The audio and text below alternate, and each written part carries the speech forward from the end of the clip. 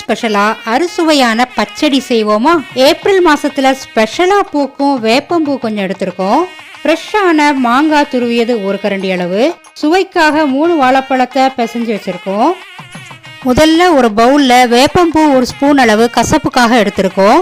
சுவை கூட்ட வாழைப்பழ துண்டுகள், துவப்பு புளிப்பு சுவைக்காக துருவிய மாங்காய், உப்பு சுவைக்கு 1/4 ஸ்பூன் அளவு உப்பு, கார்ப்புக்காக மிளகுத்தூள் 1 ஸ்பூன், இனிப்புக்கு தேன் 1 ஸ்பூன் அளவு சேர்த்து நல்லா கலந்து விட்டுடலாம். நல்லா கலந்தாச்சு. அப்படியே 2 நிமிஷம் இருக்கட்டும். இலக்கி மாத்திடலாமா?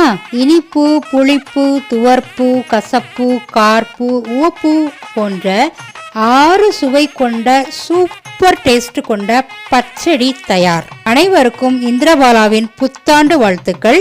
எல்லாருக்கும் விஷு ஆசம்சைகள்.